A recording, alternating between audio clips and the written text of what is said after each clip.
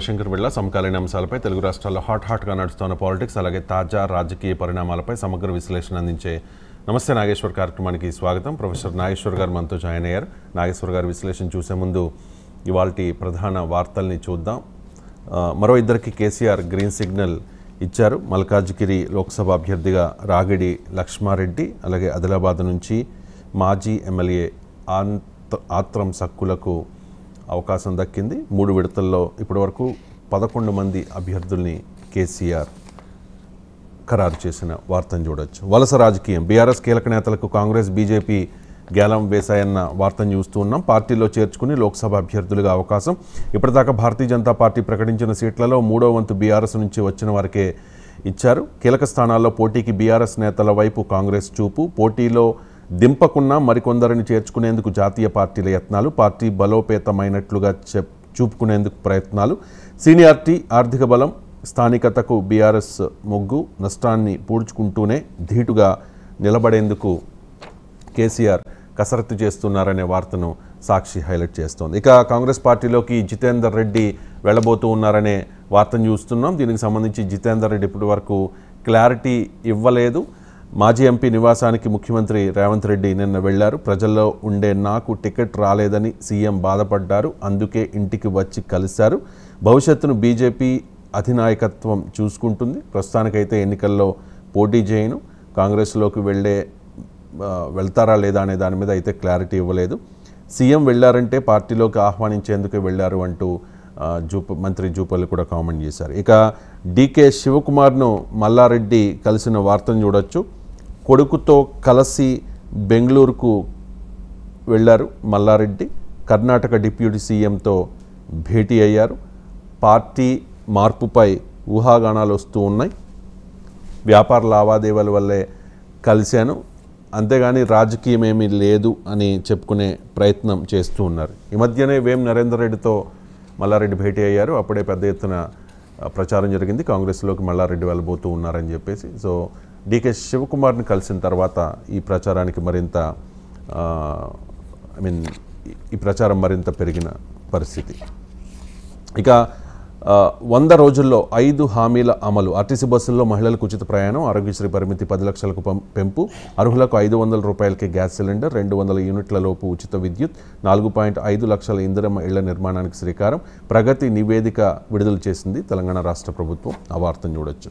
ఇక పట్టున్న వారికే పట్టం, 34 మందితో టీడీపీ 2వ జాబితా విడుదల చేసింది. జనాదరణ ఉన్న నేతలకే టీడీపీ టికెట్లు, మైనార్టీలకు మరో 2 సీట్లు ఇచ్చారు. వైసీపీ నుంచి వచ్చిన ఆనం, ఆదిమూలానికి సీట్లు వచ్చాయి. జనసేన బీజేపీతో పొత్తులో భాగంగా 144 స్థానాల్లో పోటీ చేయనున్న టీడీపీ ఇప్పటికీ 128 మంది అభ్యర్థుల ప్రకటన పూర్తయింది. మిగిలిన 16 సీట్లపై 1-2 రోజుల్లో క్లారిటీ వచ్చే అవకాశం ఉంది. ఇవాళ ఎంపీ అభ్యర్థుల జాబితా విడుదలయ్యే అవకాశం అయితే కనిపిస్తోంది. పిఠాపురం నుంచి పోటీ, లోక్సభ స్థానంలోనూ పోటీకి ఆలోచిస్తూ ఉన్న భారతీయ జనతా పార్టీతో పొత్తుతో జగన్ తోక కత్తిరిస్తూ ఉన్నాం. ఎన్నాళ్ళు ఏమీ అడగలేదు, ఇప్పుడు అడుగుతూ ఉన్నాం. రాష్ట్రం కోసం ఈ పొత్తును గెలిపించండి అంటూ పవన్ కళ్యాణ్ తన శ్రేణులకు ప్రజలకు పిలుపునిచ్చారు. పిఠాపురం నుంచి పోటీ చేస్తున్నట్టుగా స్పష్టం చేశారు. భగ్గుమన్న పొత్తు బంధం.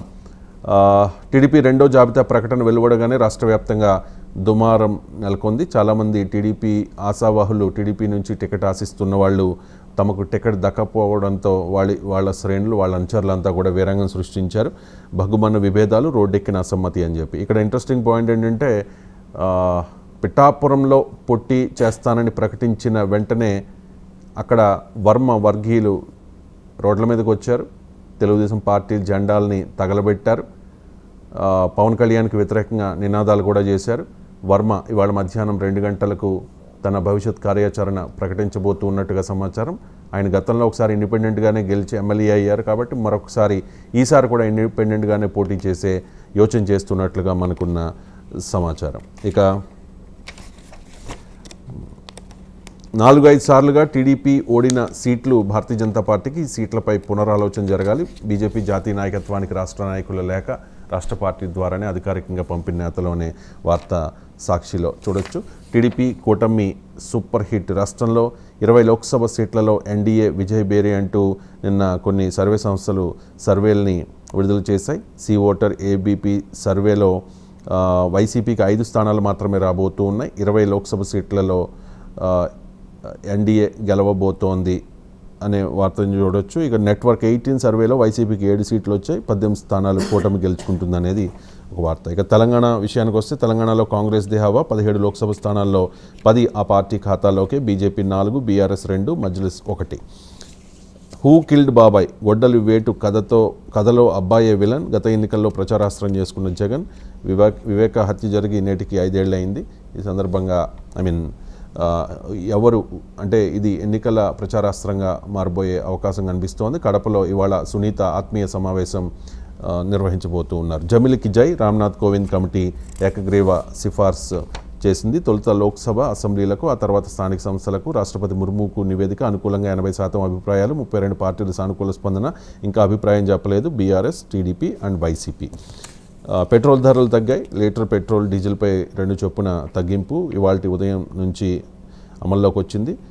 దాదాపు 2 ఏళ్ల తర్వాత తగ్గిన ధరలు. లోక్సభ షెడ్యూల్కు ముందు తగ్గింపు. ఇటీవలే వంట గ్యాస్ సిలిండర్పై ₹100 తగ్గించాయి చమురు సంస్థలు. సిఏఏను వెనక్కి తీసుకో అంటూ అమిత్ షా స్పష్టం చేశారు. జనం కట్టే పన్నులతో చొరబాటుదారులకు వసతులా అంటూ కేజ్రీవాల్ కామెంట్ చేసిన వార్తను చూడొచ్చు.